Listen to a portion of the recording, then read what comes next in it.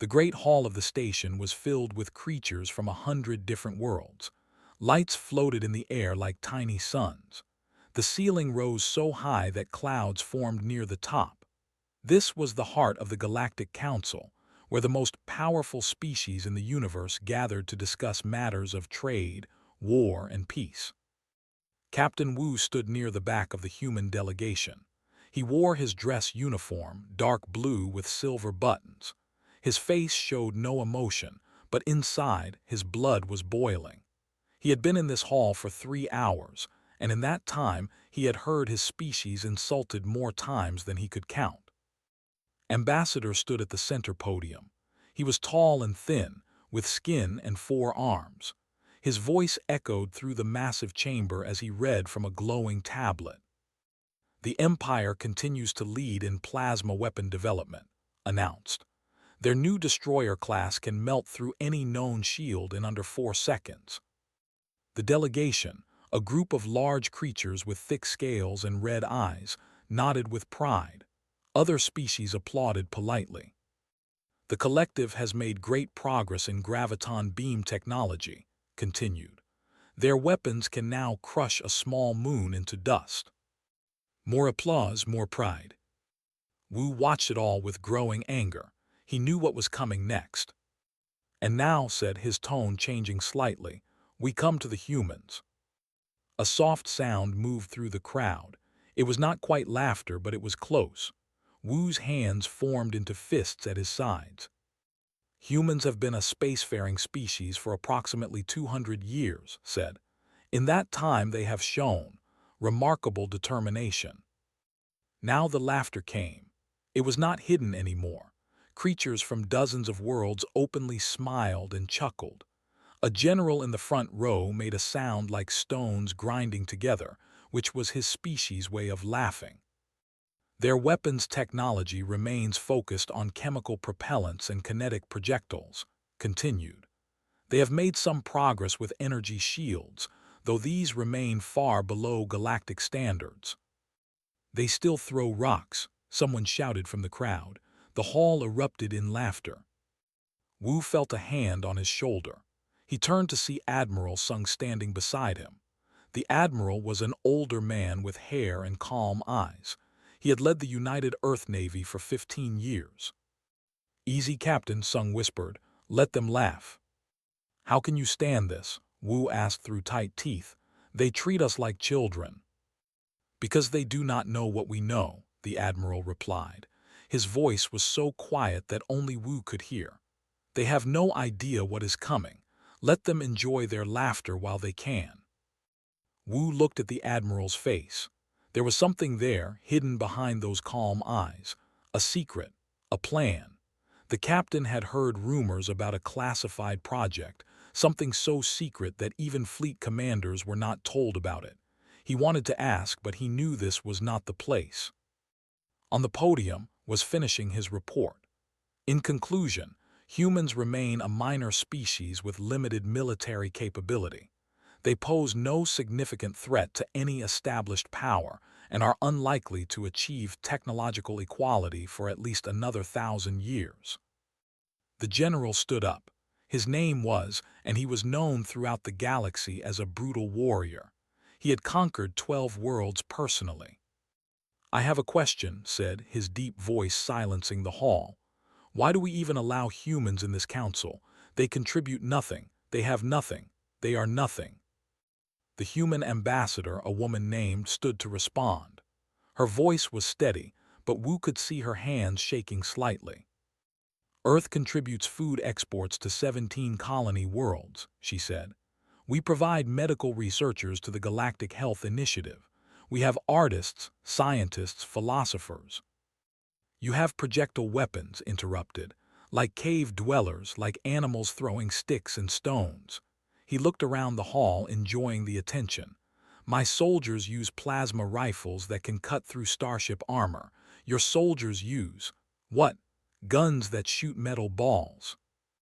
More laughter. His face turned red, but she said nothing. Perhaps, continued, we should give the humans a protected status, like we do for primitive species that have not yet developed space travel. We could put their little planet in a preserve, a zoo for the galaxy's amusement.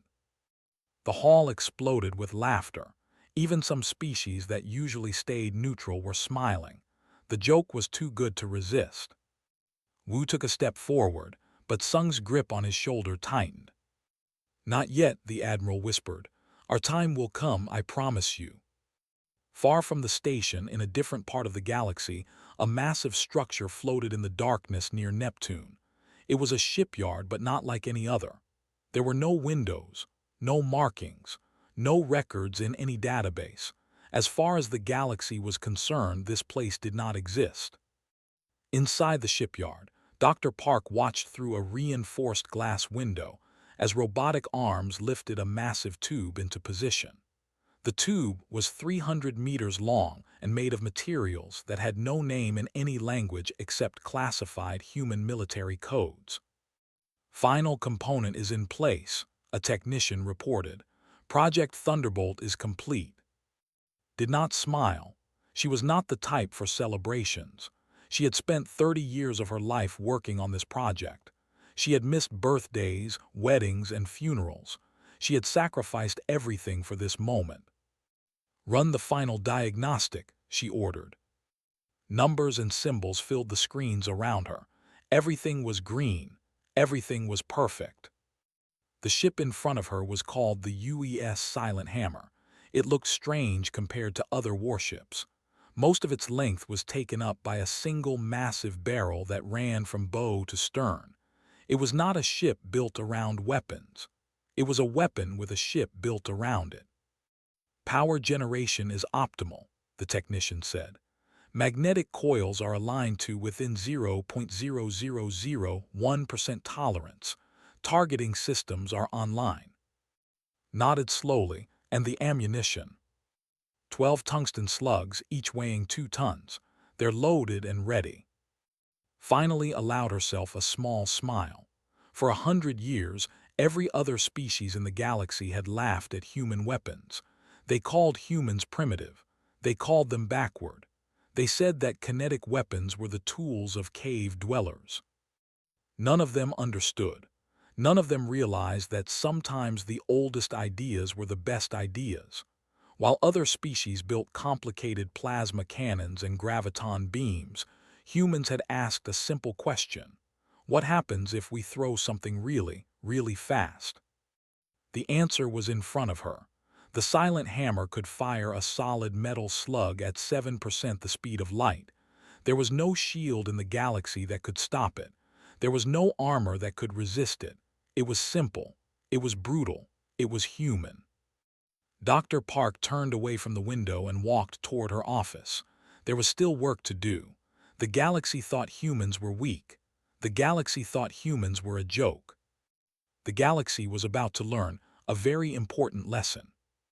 The first warning came at 3:47 hours on a quiet Tuesday morning.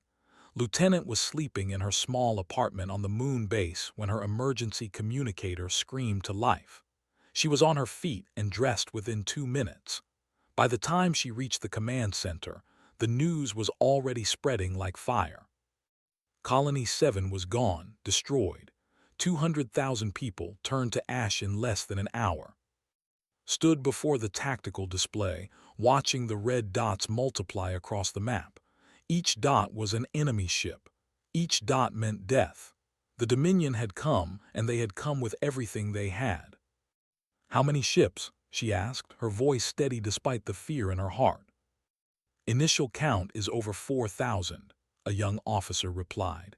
His hands were shaking as he worked his console. "But more are arriving every hour through their jump gates." 4,000 ships. The entire United Earth Navy had less than 300 combat-ready vessels. The math was simple and terrible. Over the next 6 days, watched as colony after colony fell. The names blurred together in a nightmare of fire and death. New Sol, Hope's Landing, Paradise Station. 27 worlds, each one home to millions of humans, each one now silent. They were not interested in prisoners or surrender. They were conquerors in the oldest sense. They took what they wanted and destroyed what they did not need, and they did not need humans. On the seventh day, Warlord sent his message.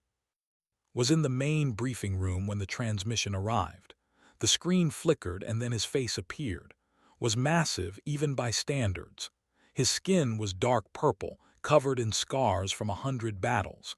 His eyes were yellow and cold like a snake watching a mouse. "Humans of Earth," he said, his voice deep and slow.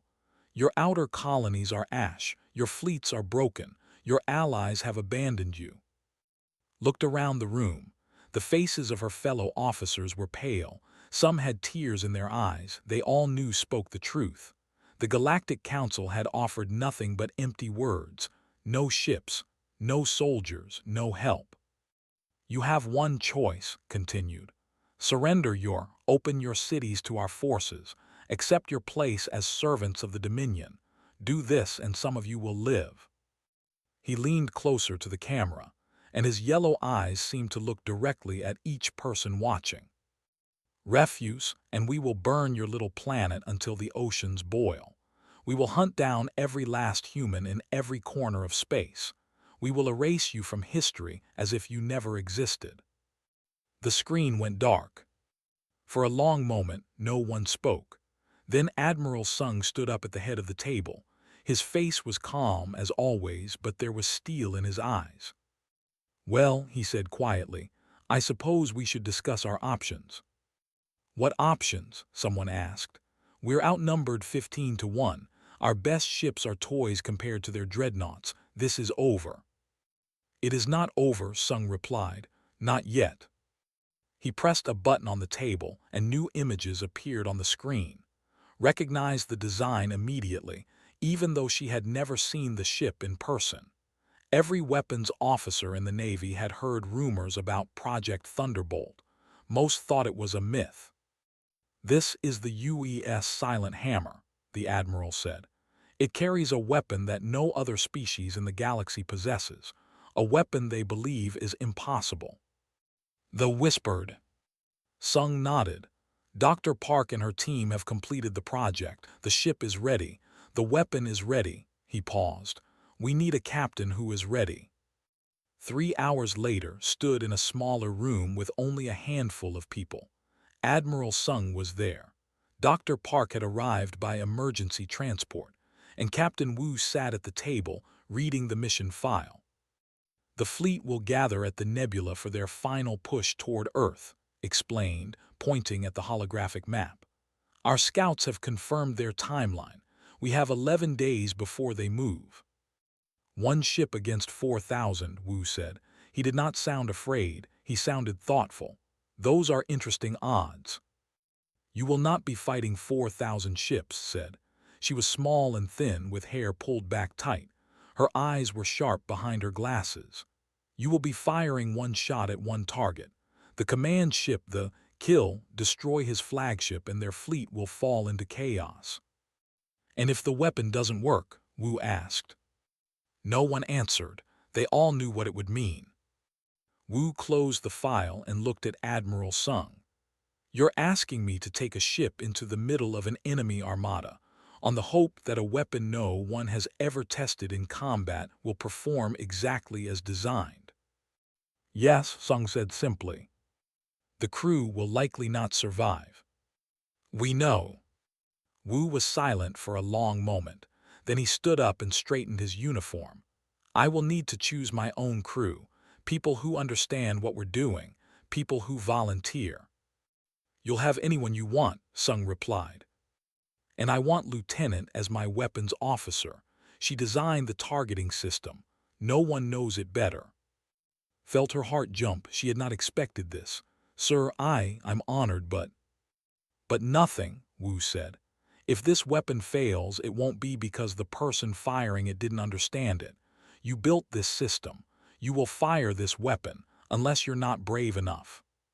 Straightened her spine. Fear was a luxury she could not afford. "I'm brave enough, Captain." "Good." Wu turned to Dr. Park. "One question, Doctor. Everyone says this weapon is impossible. Every expert in the galaxy claims that large-scale magnetic acceleration cannot be controlled. They say the power requirements are too high, the heat buildup too extreme. They say it simply cannot work. Smiled just a little. It was the smile of someone who had spent her life being told she was wrong. They're right about one thing, she said. This weapon should not exist. By every known principle of galactic engineering, it is impossible. She stepped closer to Wu. But here's what those experts don't understand. We're human. We don't care what's impossible. We just ask, what happens if we try anyway? Wu nodded slowly. Will it work? Smile faded. Her eyes became serious. Physics doesn't lie, she said. The math is correct. The engineering is sound. When you fire that weapon, it will do exactly what it's designed to do. She paused. The real question is not whether it will work. The question is whether you're ready to see what happens when it does. 6 days later, the UES Silent Hammer left the Neptune shipyard. It moved in silence, running dark, showing no signals that enemy sensors could detect. Inside, 40 crew members prepared for what most of them knew would be their final mission.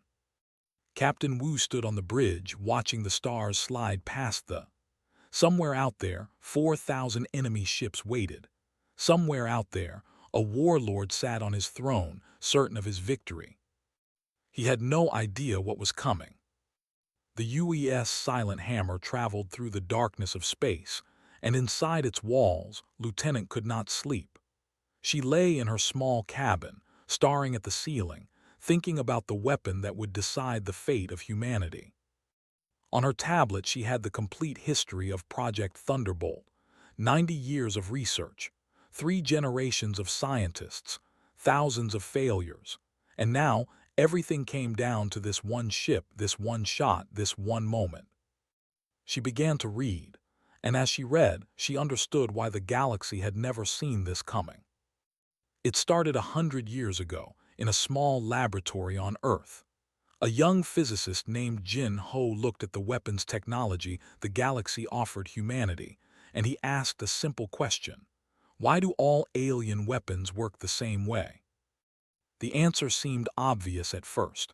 Plasma beams, graviton pulses, directed energy weapons, they all converted power into destructive energy that could be aimed at a target.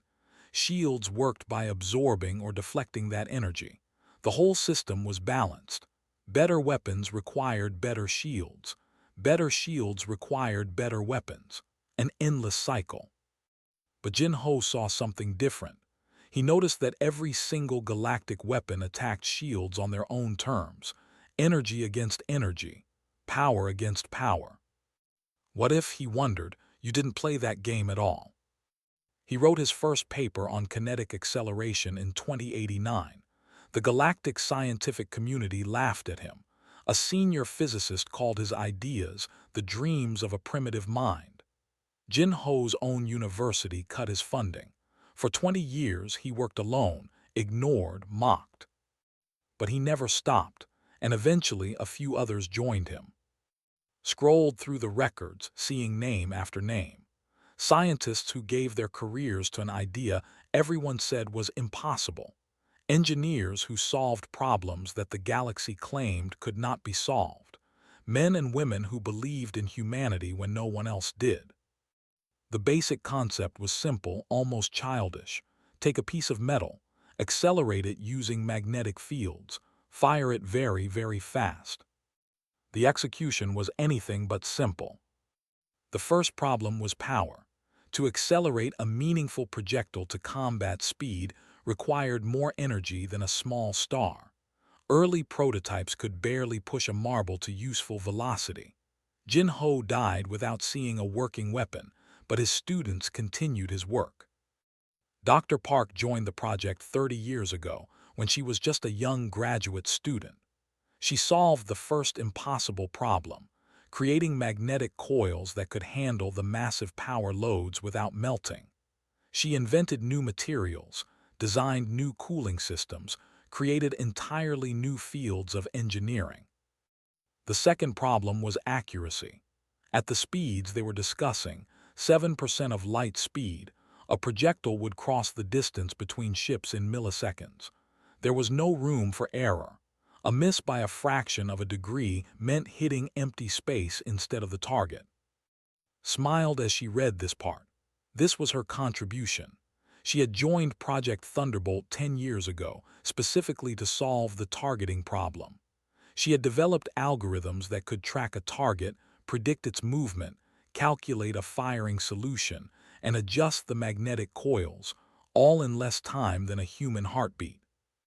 The third problem was the biggest. What happens when you actually hit something? Pulled up the simulation files. She had run these simulations 1,000 times, but they still made her heart beat faster. A 2-ton tungsten slug traveling at 21,000 kilometers per second. That was the weapon they had built. Simple metal, moving at unimaginable speed. When that slug hit a shield, it didn't try to overpower the shield's energy. It simply passed through. Shields were designed to absorb and redirect energy attacks. They had no protocol for solid matter moving at a fraction of light speed. The slug would hit the shield and the shield would do nothing, because there was nothing it could do. And when the slug hit the ship itself, had spent months trying to calculate the exact effects. The energy transfer was astronomical. The kinetic force of impact would be measured not in megatons, but in something beyond any scale the galaxy used. The target would not be damaged. It would not be destroyed. It would simply cease to exist, converted instantly into superheated plasma and expanding debris. She remembered showing her first simulations to Dr. Park. The older woman had looked at the numbers for a long time without speaking. "This isn't a weapon," had said. It's something else. I don't know what to call it." "Call it what it is," had replied. "It's the end of galactic warfare as everyone knows it. It's 1,000 years of weapons development made obsolete in a single shot." "Should we be doing this?" had asked. "Should anyone have this kind of power?" Had taken off her glasses and cleaned them slowly. They have conquered 12 species into extinction. They build weapons that can melt planets. The galaxy is not a safe place. We don't have the luxury of asking whether we should have power. We only have the choice of whether to survive. Now, traveling through space toward the most dangerous mission in human history, understood those words better than ever. She got up and walked to the observation deck. Captain Wu was already there, standing alone, looking out at the stars. "Can't sleep either?" he asked without turning around. "No, sir." "Good. I'd worry about anyone who could sleep before something like this." Stood beside him. The stars looked peaceful from here. It was hard to believe that somewhere out there, an armada waited to end her species. "Captain, can I ask you something?" "Of course." "Are you afraid?" Wu was quiet for a moment. "Yes," he said finally. I'm afraid of dying, I'm afraid of failing, I'm afraid of what happens to Earth if we miss." He turned to look at her. "But I'm also proud to serve on this ship, proud to be part of something that will change the galaxy forever. They think they're going to conquer us. They think we're weak and primitive and helpless." He smiled, and in that smile, saw something fierce and dangerous. They have no idea what's about to hit them. In the weapons bay below, they waited in silence. 300 meters of magnetic coils wrapped around a barrel of impossible engineering. 12 tungsten slugs, each one polished to perfect smoothness, each one waiting for its moment. The galaxy thought humans were a joke. The galaxy thought kinetic weapons were primitive. The galaxy was about to learn that sometimes the simplest ideas were the most devastating. That sometimes the oldest methods were the most effective. That sometimes throwing a rock very hard was better than any fancy technology. The UES Silent Hammer continued its journey toward the nebula. And inside its hull, the thunder waited to speak.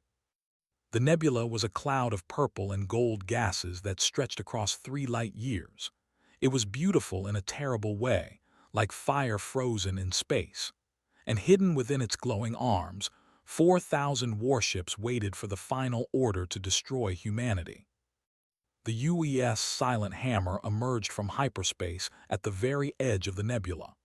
Captain Wu held his breath as the ship's stealth systems activated. making them nearly invisible to enemy sensors. "All stations report status," he ordered quietly. Even though no one could hear them in space, the crew spoke in whispers. It felt wrong to be loud so close to death. "Engines running silent, sir," the pilot reported. "Minimum power output." "Weapons bay is ready," said from her station. "Capacitors at zero charge, ready to begin power-up on your command." "Life support is optimal," another officer added. "We can maintain stealth mode for approximately 6 hours." 6 hours. That was how long they had to get into position, charge the weapon, aim, and fire. After 6 hours, their power signatures would become visible, and 4,000 ships would turn their guns toward one small human vessel. Wu studied the tactical display. The fleet filled the screen like a disease. Battleships, cruisers, destroyers, carriers, every class of warship the Dominion had ever built. At the center of the formation sat the warlord's personal command ship. It was enormous, 3 kilometers long, bristling with weapons that could crack open a planet. Its shields were supposedly the strongest in the known galaxy. No weapon had ever scratched its hull. That was about to change. "Navigator, plot our approach," Wu ordered. "We need to get within optimal firing range without being detected." "Yes, sir. The nebula gases will help hide our signature, but we'll need to move slowly. Estimated time to firing position, 4 hours, 37 minutes. 4.5 hours of crawling through space, surrounded by enemies who would destroy them the instant they were discovered." Wu nodded calmly. "Begin approach. All crew maintain silence protocols." The silent hammer crept forward into the nebula. On board, the warlord sat on his command throne and smiled. The expression looked unnatural on his face, like a wound opening. But he was pleased. Everything was going according to plan. "My lord," one of his officers reported, "the fleet is fully assembled. All ships report ready for the final assault." "Excellent," looked at the holographic image of Earth rotating slowly before him. Such a small world, such weak creatures living on it.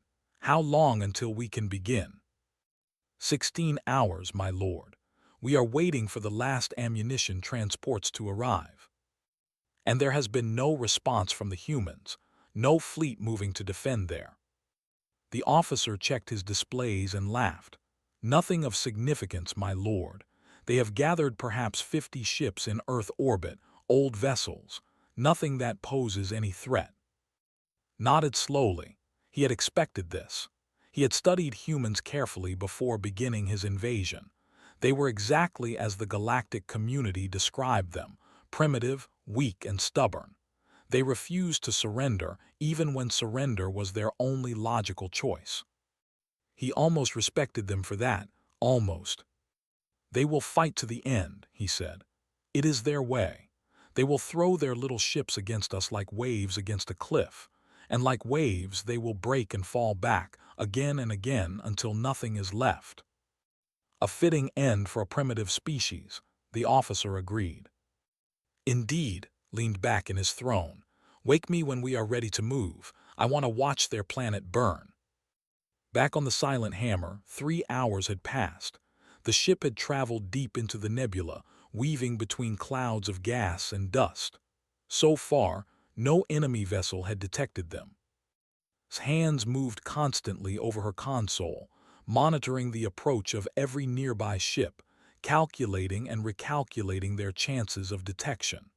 Her heart pounded in her chest, but her fingers were steady. "Captain," she said quietly, "we're approaching optimal firing range. 20 minutes to position." "Understood. Begin capacitor charge." This was the most dangerous moment. The required enormous amounts of power to fire. Charging the capacitors would create energy signatures that might be visible to sensors. They had calculated carefully, designing the charging sequence to look like natural nebula radiation. But there was no guarantee. Deep within the ship, massive machines hummed to life. Energy flowed into the storage systems, building and building toward the moment of release. Capacitors at 10%, reported. The minutes crawled by like hours. 20%. A patrol ship passed within 10,000 kilometers. Everyone on the bridge held their breath. The enemy vessel moved on without stopping. 30%. Captain Wu opened a secure channel to Admiral Sung. The signal was heavily encrypted and compressed into a microsecond burst that would be almost impossible to detect. "Admiral, we are in position, charging weapons." The response came 30 seconds later, distorted by distance but clear enough. "Understood, Captain. All of humanity is with you. Make it count." Wu closed the channel and looked at his crew. 40 people, each one knowing they would probably die in the next hour. Not one of them showed fear. He felt a wave of pride so strong it almost made him cry. 50%. A sensor station pinged their general area. The crew froze. Seconds passed like years. The ping moved on. They had not been seen. 70%. Locked the targeting system onto the computer began its calculations, tracking the massive ship's movement, predicting where it would be at the moment of firing. 90%. All stations prepare for weapons discharge, Wu announced. "This is it. Everything we've worked for, everything humanity has sacrificed. It all comes down to the next few minutes." "Capacitors at 100%, said. Her voice was steady but her heart was racing. "Targeting solution locked. Ready to fire on your command, Captain." Wu looked at on his screen. 3 kilometers of alien metal, carrying a creature who had murdered millions of his people. In his mind, he saw the colonies that had burned. He saw the faces of the dead. "Lieutenant," he said slowly, "fire." At that exact moment a sensor officer frowned at his display. "Sir, I'm detecting an energy buildup near the edge of the fleet. It does not match any known weapon signature." The commander on duty walked over. "What do you mean?" "I mean, I don't know what it is. The computer can't classify it, but the power readings are enormous." The commander stared at the screen. In his entire career, he had never seen anything that confused the sensor systems. They had every weapon in the galaxy.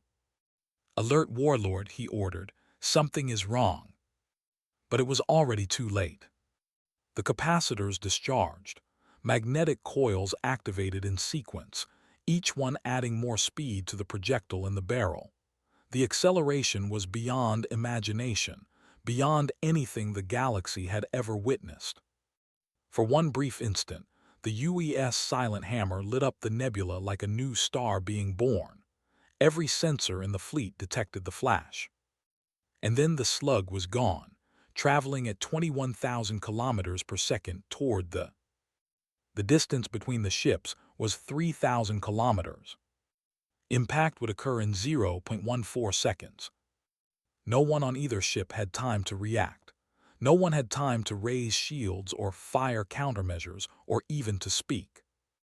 The tungsten rod, 2 tons of simple metal, struck exactly where had aimed, directly at the bridge, directly at Warlord's command throne. And then physics did what physics always does. For 0.003 seconds, the laws of physics demonstrated their absolute authority over every living thing in the nebula. The tungsten slug hit the shields first.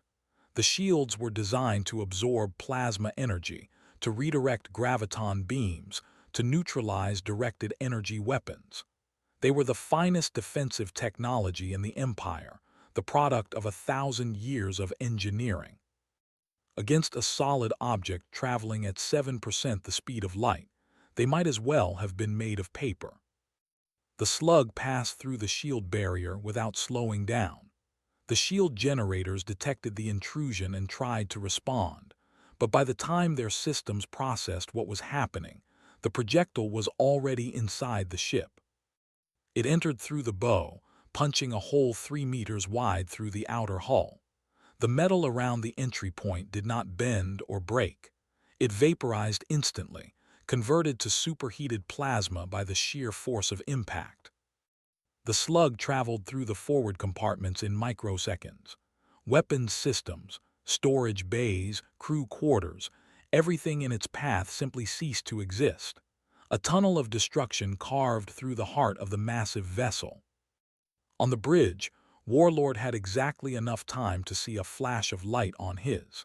His brain had not even begun to process what he was seeing when the slug reached him. One moment he sat on his command throne, ruler of a fleet of 4,000 ships, conqueror of 12 species. The next moment he was gone, not dead in the normal sense of the word. Gone, transformed into particles smaller than dust, scattered at velocities that would carry them across the galaxy. The slug exited through the stern of the, still traveling at nearly its original speed. Behind it, the ship began to die. The kinetic energy transfer was beyond calculation. 3 kilometers of advanced warship twisted and buckled as forces never intended to exist inside a vessel tore it apart from within. Ammunition stores detonated. Reactor cores ruptured. Hull plates peeled away like leaves in a hurricane. They did not explode. It shattered.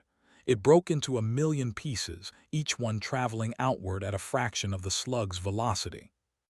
And that debris became a weapon of its own.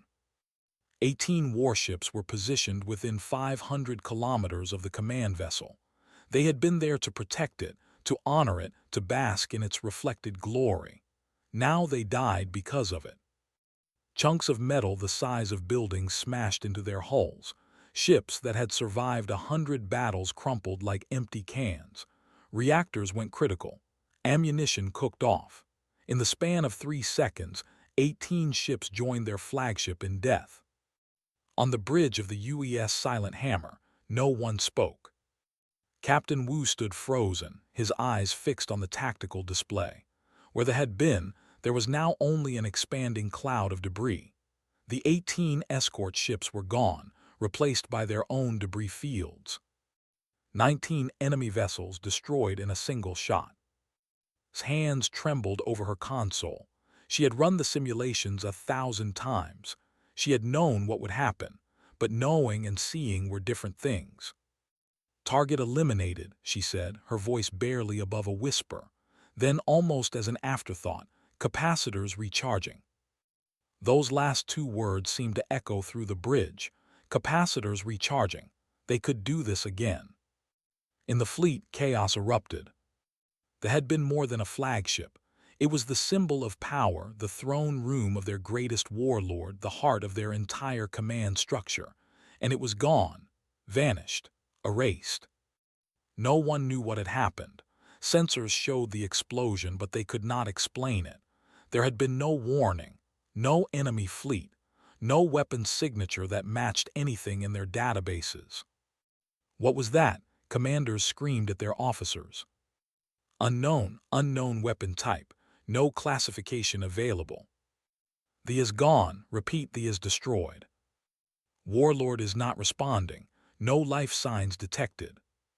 Ship captains who had never known fear began to feel something cold crawling up their spines. They had been told humans were weak. They had been told humans had no weapons worth considering. They had been told this would be an easy conquest. They had been told wrong. And then the UES Silent Hammer revealed itself. Captain Wu gave the order to broadcast on all frequencies. The stealth systems deactivated, and suddenly the fleet could see them. One small ship, one primitive human vessel, one source of the destruction. "Attention forces," Wu said, his voice calm and cold.